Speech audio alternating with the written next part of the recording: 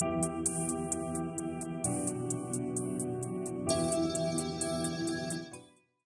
Everyone, G1 tutorials आपका एक बार फिर से स्वागत करता है। तो हमने इससे पिछले लेक्चर में पढ़ा था कि जो अल्कोहल है, जब हम उसकी क्या करते हैं, हेलोजिनेशन करते हैं by means of some halogenating agent, तो हमारे पास जो प्रोडक्ट्स बनते हैं वो क्या बनते हैं, एल्काइल हैलाइड्स। क्या बनते हैं वहां पे, एल्काइल हैलाइड्स। तो अब हम थोड़ा आगे मूव करते हैं। जो नेक्स्ट मेथड है किसके लिए, बनाने के लिए, किसको बनाने के लिए, क्या बनाते हैं हम इस यहाँ पे, एल्काइल हैलाइड्स। तो एल्काइल हैलाइड्स बनाने का नेक्स्ट मेथड अब हम स्टडी करते हैं। तो नेक्स्ट हम पढ़ेंगे हैलोजन एक्सचेंज मेथड। क्या पढ़ेंगे, हैलोजन एक्सचेंज मेथड। तो इस नेम से ही हम समझ जाएंगे कि हमने यहाँ पे क्या करना है, हैलोजन को एक्सचेंज करना है। किसके साथ एक्सचेंज करना है, किसी दूसरे हैलोजन के साथ। तो चलिए लिखते हैं रिएक्शन को। फॉर एग्जाम्पल मैंने लिख दिया यहाँ पे RX। क्या लिख दिया यहाँ पे, RX प्लस क्या लिख दिया, सोडियम आयोडाइड। क्या लिख दिया यहाँ पे, सोडियम आयोडाइड। अब मेरे पास यहाँ पे जो RX है उसमें जो X लिया है वो क्या है, क्लोरीन एंड ब्रोमीन। क्या है वो यहाँ पे, क्लोरीन एंड ब्रोमीन। कुछ भी हो सकता है बोलने का मतलब, क्लोरीन ले लो या ब्रोमीन ले लो। तो आपके पास जब आपके पास ये रिएक्शन हम एसीटोन में करवाते हैं और इसको रिफ्लक्स करते हैं, मतलब बार बार इसको मिक्स करते रहते हैं, हीट करके मिक्स करते रहते हैं, तो आपके पास यहाँ पे एक प्रोडक्ट बनता है, उसको बोलते हैं एल्काइल आयोडाइड। क्या बन जाता है यहाँ पे प्रोडक्ट, एल्काइल आयोडाइड प्लस क्या बन जाता है यहाँ पे, सोडियम हैलाइड। क्या बन जाता है यहाँ पे, सोडियम हैलाइड।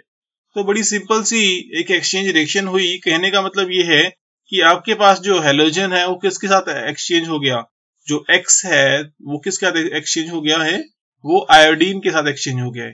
किसके साथ एक्सचेंज हो गया है, आयोडीन के साथ। एग्जाम्पल के लिए मैंने क्या लिख दिया यहाँ पे, देखिए CH3 क्या, Br।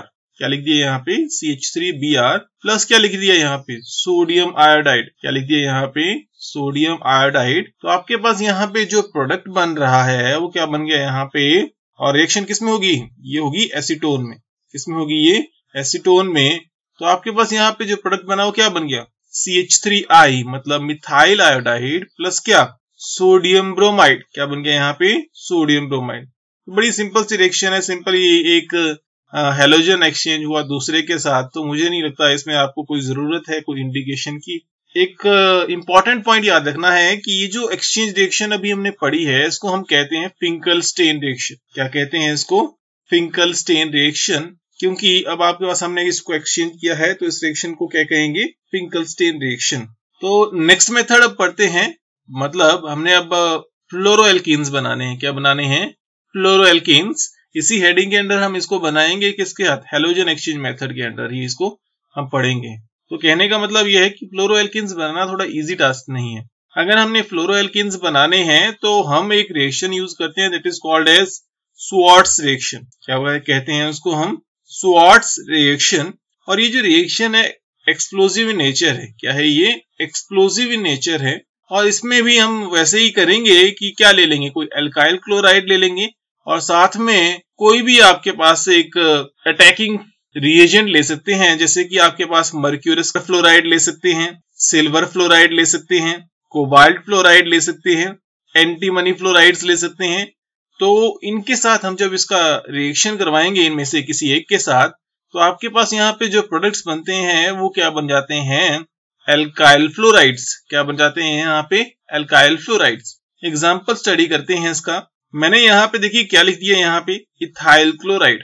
क्या लिख दिया यहाँ पे, इथाइल क्लोराइड प्लस क्या लिख दिया यहाँ पे, Hg2F2 मतलब कि मर्क्यूरस फ्लोराइड। क्या लिख दिया मैंने, मर्क्यूरस फ्लोराइड।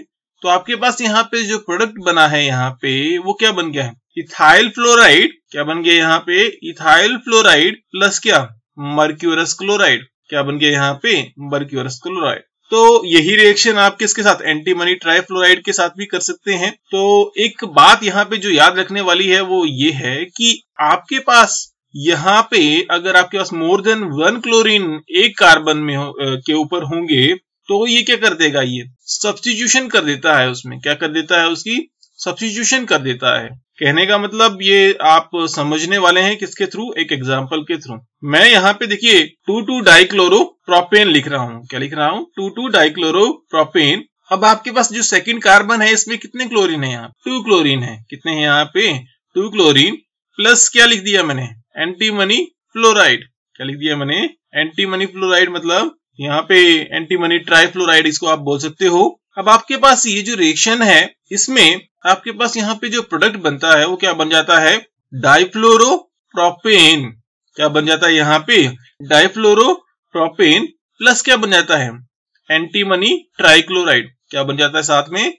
Antimony trichloride. तो ये रिएक्शन बड़ी सिंपल है। आपने बस याद रखना है इसमें कि अगर आपके पास कभी भी अगर मोर देन 1 क्लोरीन एक जगह पे आता है इस कंपाउंड में, तो आपके पास क्या हो जाता है? उनकी भी सब्स्टिट्यूशन हो जाती है। क्या हो जाती है? उसमें उनकी सब्स्टिट्यूशन हो जाती है। तो ये बड़ी सिंपल सी रिएक्शन है जिसमें आपके पास अगर मैं इसकी इंडिकेशन लिखना चाहूं तो हम इसकी इंडिकेशन भी लिख सकते हैं। तो इसकी इंडिकेशन देखिए, मैं यहाँ पे जो ऊपर रिएक्शन लिखी है उसकी इंडिकेशन लिख देता हूं। जैसे कि क्या लिखा मैंने यहाँ पे? Ethyl chloride. क्या लिख दिया मैंने? ये इथाइल क्लोराइड। अब देखो ऊपर मैंने कितने मॉलिक्यूल लिखे हैं इसके? 2 मॉलिक्यूल्स लिखे हैं। कितने लिखे हैं? 2 मॉलिक्यूल्स प्लस साथ में क्या लिखा है वहां पे फिर? Mercurous fluoride. तो हम क्या करेंगे, सबसे पहले यहाँ पे दोनों मॉलिक्यूल को इस तरीके से लिख देंगे। अब मैंने मर्क्यूरस फ्लोराइड को कैसे लिख दिया? इस तरीके से लिखा। अब देखिए यहाँ पे क्या निकल गया आपके पास? यहाँ से निकल गया आपके पास इथाइल फ्लोराइड। क्या बन गया यहाँ पे? Ethyl fluoride. और यहाँ पे भी क्या बन गया? Ethyl fluoride. और ये क्या रह गया आपके पास? Mercurous chloride. क्या बच गया आपके पास? Mercurous chloride. तो इस तरीके से आप इस रिएक्शन को याद रख सकते हैं। कोई ज्यादा टिपिकल नहीं है ये रिएक्शन, और इसमें मैकेनिज्म भी इतना टिपिकल नहीं है। बस इतना सा याद रखना है कि जो आपके पास फ्लोराइड्स हैं वो निकलते हैं इसमें किसके थ्रू? मतलब आपके पास जो मेटल फ्लोराइड है वो ब्रेक करता है, और फ्लोराइड किसके ऊपर अटैक करते हैं फिर? जो कार्बन है जिसपे क्या है? क्लोरीन है। होप सो आपको ये रिएक्शन समझ आ गई हो। नेक्स्ट मूव करते हैं टुवर्ड्स वन मोर मेथड, जिसके थ्रू हम क्या बनाते हैं? Alkyl halides. क्या बनाते हैं? Alkyl halides. तो नेक्स्ट मेथड है दैट इज क्या? Preparation of alkyl halides by using silver salts of carboxylic acids. Preparation of alkyl halides from silver salts of carboxylic acids. तो इस रिएक्शन को हम कहने वाले हैं अभी बोरोडीन हुंड्सडीकर रिएक्शन। इस रिएक्शन को क्या कहने वाले हैं? Borodin हुंड्सडीकर reaction. इस रिएक्शन की अगर मैं बात करता हूं तो आपको एक बात क्लियर होगी कि हमने लेना क्या है? Silver salt of carboxylic acid. तो silver salt of carboxylic acid मतलब अब आपके पास जैसे कार्बोक्सिलिक एसिड में क्या होता है? COOH ग्रुप होता है। तो H की जगह क्या होगा वहां पे? वहां पे होगा सिल्वर। तो एग्जांपल लिखते हैं यहाँ पे। तो एग्जांपल मैंने लिख लिया, देखिए CH3 COOAG प्लस क्या हो जाएगा? Br2 प्लस क्या हो जाएगा? Br2। और किसके प्रेजेंस में होगी रिएक्शन?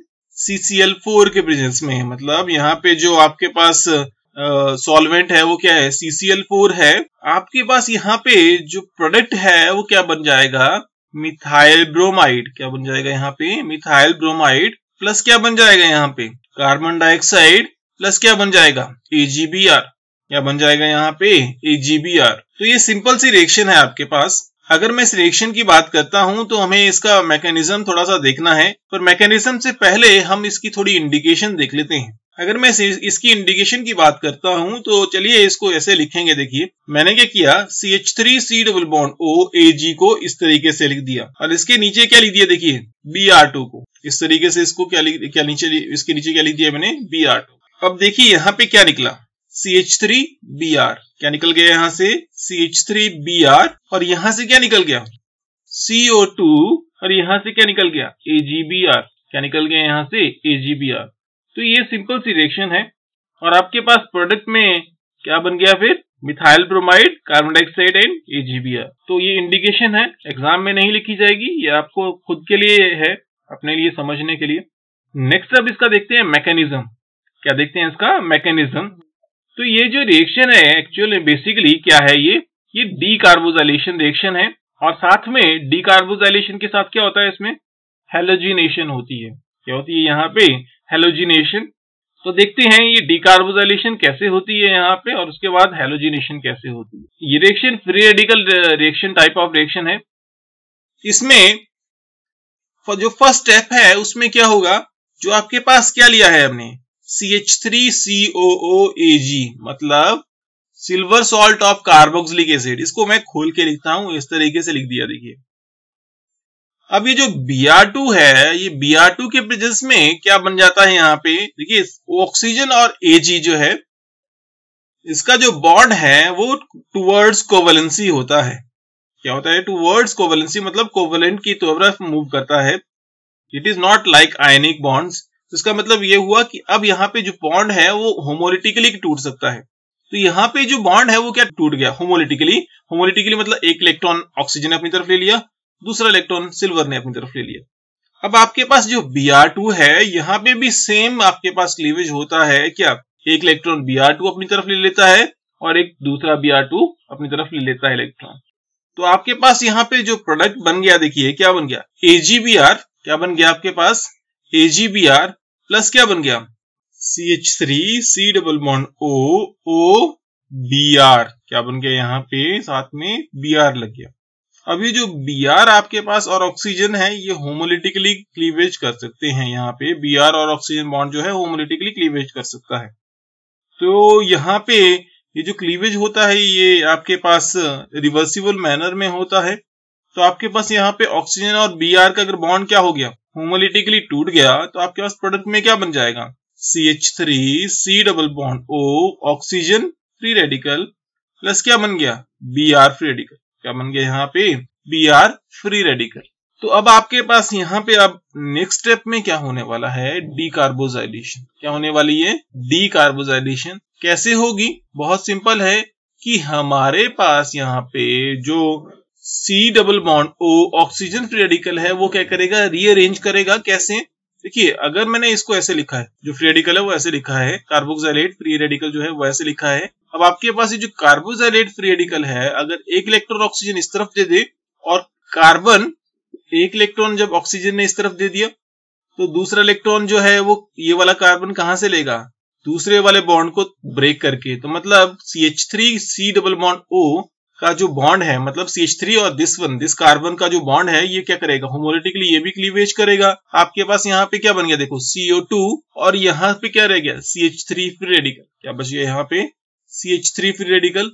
और ये जो CH3 फ्री रेडिकल है ये Br के साथ बॉन्ड बना सकता है और क्या बन सकता है, CH3Br। तो ये आपके पास सिंपल सा मैकेनिज्म है किसका, इस रिएक्शन का। अब अगर मैं इस रिएक्शन की बात करता हूं तो यहाँ पे एक इंपॉर्टेंट पॉइंट याद रखना है कि अगर हम इसकी रिएक्शन क्लोराइड के लिए लेके जाते हैं, मतलब मिथाइल क्लोराइड बनाने की कोशिश करेंगे या अल्काइल क्लोराइड बनाने की कोशिश कर सकते हैं, करेंगे, तो इट इज पॉसिबल कि ये बन जाता है। बट जैसे ही मैं आयोडीन के लिए लेके जाता हूं तो वहां पे मेरे पास एक प्रॉब्लम आना शुरू होती है। क्या, कि जैसे ही यहाँ पे मैं इसका अगर रेशो चेंज करता हूं, इसका रेशो चेंज करता हूं, जो आपके पास क्या लिया है मैंने, silver salt of carboxylic acid, और साथ में क्या लिया है मैंने, यहाँ पे साथ में मैंने लिया है क्या, आयोडीन ले ली। मान लीजिए ब्रोमीन की जगह क्या ले लिया मैंने, आयोडीन ले ली। तो अगर मैंने इस तरीके से अगर आपके पास करता हूं कि अगर आपके पास इसका जो रेशियो है, जो 1:1 रेशियो था, उसको मैं चेंज कर देता हूं और रेशियो क्या बना देता हूं, इसका 2:1।